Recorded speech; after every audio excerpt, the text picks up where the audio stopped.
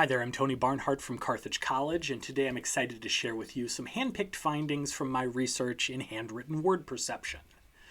So, people have been writing by hand and reading such writing for thousands of years now, but this ability didn't evolve.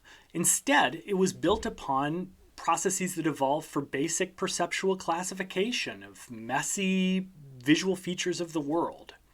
Here you see a variety of different handwriting samples. Each is quite different. And aside from noting the variability between handwriting samples, you probably also note that there's variability within a handwriting sample.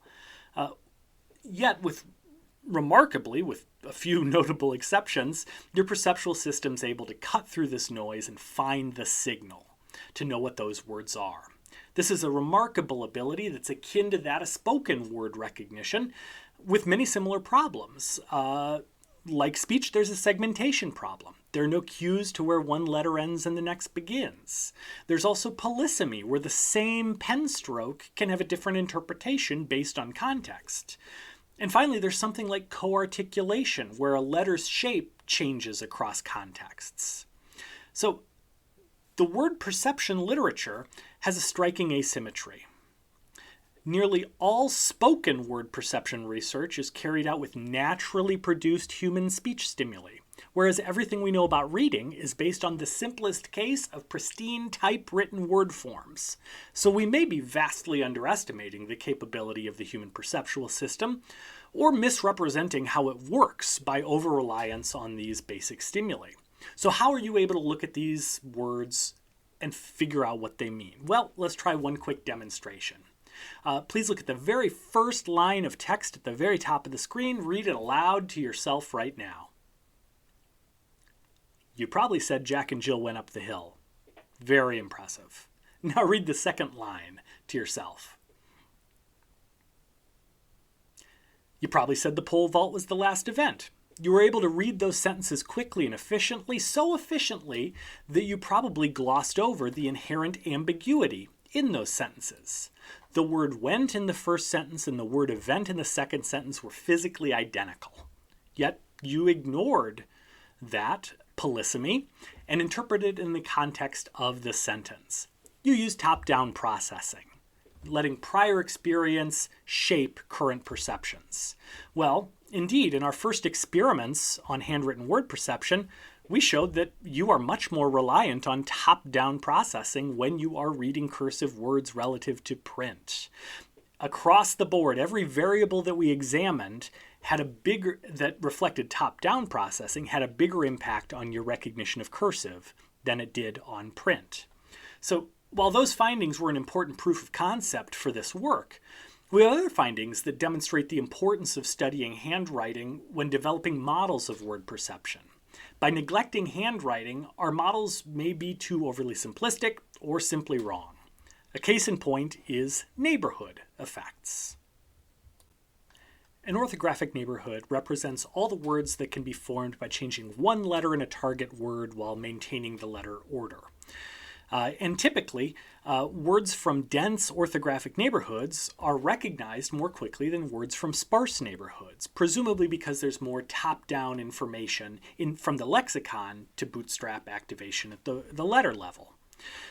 However, Melody, Reynolds, and Besner argued that models of word perception may have to be created or adapted to account for an experimental artifact in this literature. They argued that orthographic neighborhoods are frequently confounded with phonological neighborhoods. Highly correlated, but a phonological neighborhood is all the words that can be formed by changing a phoneme in a word. So Melody, Reynolds, and Besner showed that when phonological neighborhood density is controlled, orthographic neighborhood effects vanish. But phonological neighborhoods remain when orthographic neighborhoods are controlled. However, the null effect that's at the heart of their argument was based on printed words, for which feedback may be negligible. Perhaps with handwriting, these effects that are vanishingly small already in print may be magnified, as the activated neighborhood provides more facilitation for recognizing ambiguous sublexical features.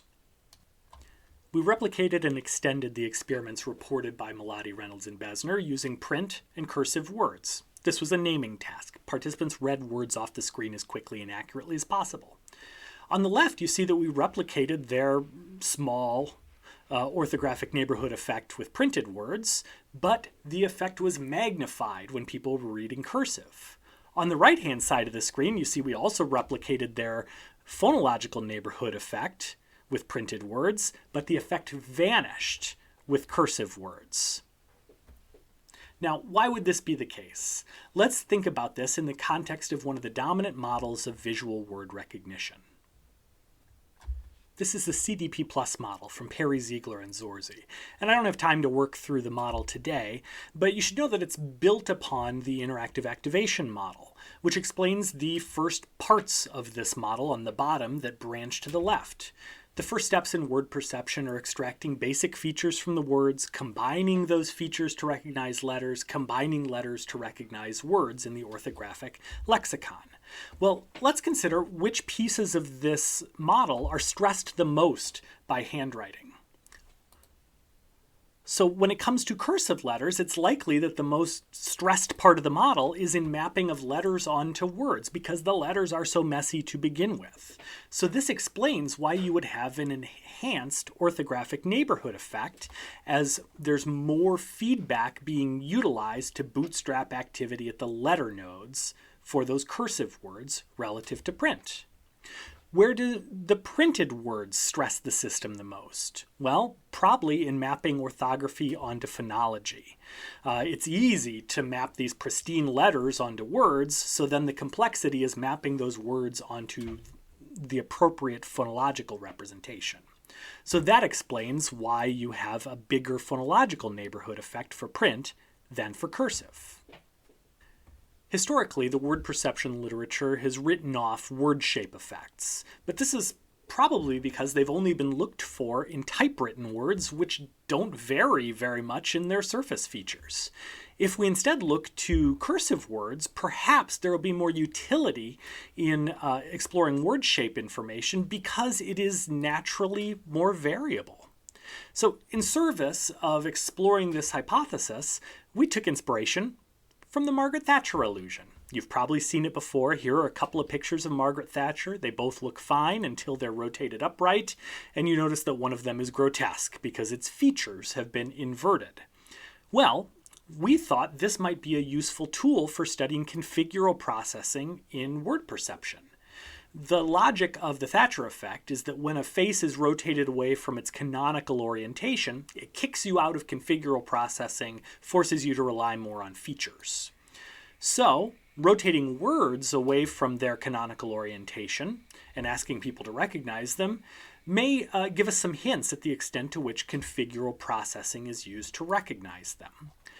But when we were programming our experiment, we discovered something strange. Here are a bunch of the stimuli we were going to use. And you may note that the four on the left, which have been rotated counterclockwise, are pretty easy to read, whereas the four on the right, which have been rotated clockwise, are pretty hard to read.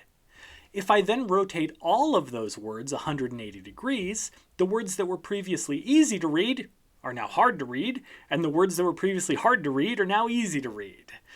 What's going on here? Well, we hypothesized that it had to do with the tilt of the handwriting. Most handwriting tilts to the right. So if you then rotate that word 90 degrees clockwise, it's almost like the letters are inverted more thanks to the tilt. Whereas if they're rotated counterclockwise, the letters themselves are still mostly upright because of the tilt. So to test this, we did a word recognition task with words produced by a person whose handwriting tilted to the left. And we found that the effect inverted. Now, the words on the left that are rotated counterclockwise are pretty hard to read, and the words on the right that are rotated clockwise are pretty easy to read. And again, if we rotate all of those 180 degrees, the effect flip-flops, and what was previously easy is now hard. Well, in the greater experiment, we've found that our subjective impressions are correct here, but we also found that this rotation effect is magnified for cursive words even if you control for the amount of tilt by adding tilt to printed words. This increased interaction, where the rotation effect is magnified for cursive words relative to print, tells an important story that perhaps these configural processes are more useful when reading cursive than when reading print. I'll leave you with one final unpublished finding from my laboratory that I'm quite excited about. So here's the CDP Plus model once again. Remember, it's built upon the interactive activation model from McClelland and Rummelhart.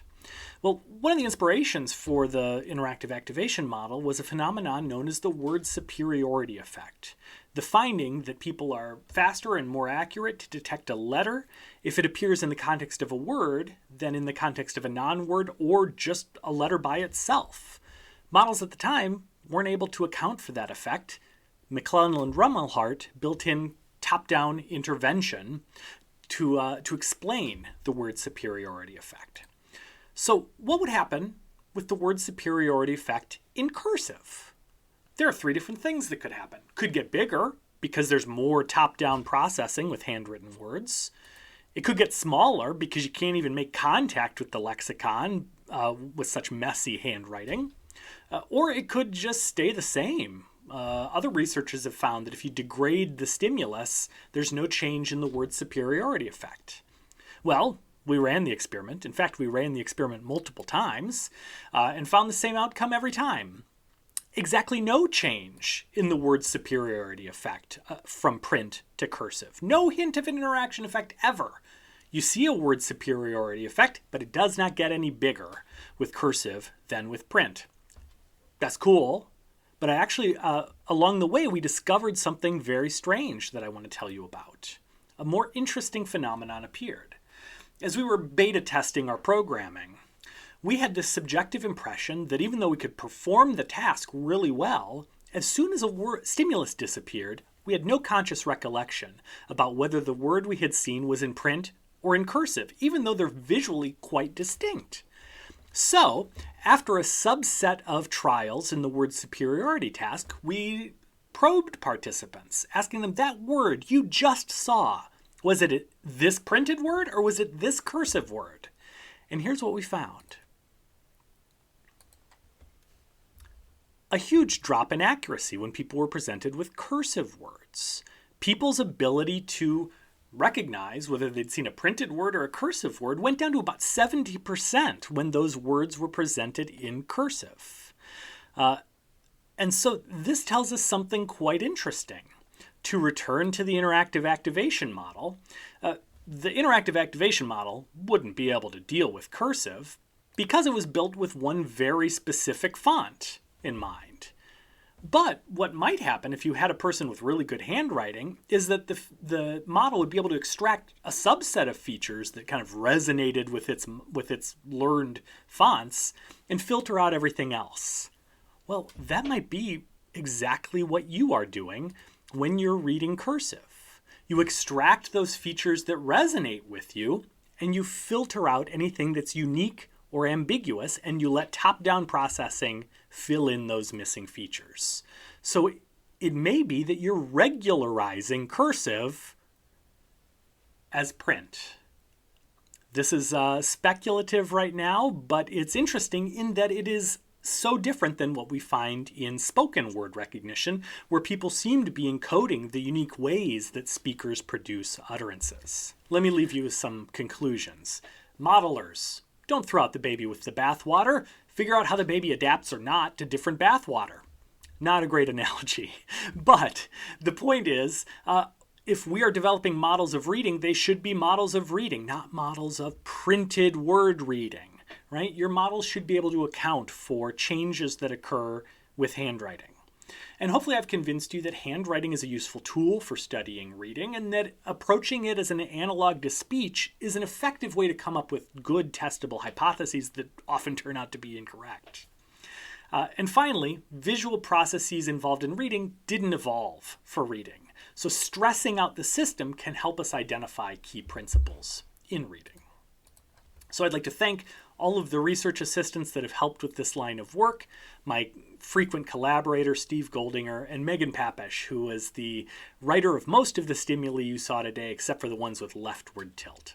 Thanks very much. References are available at that QR code.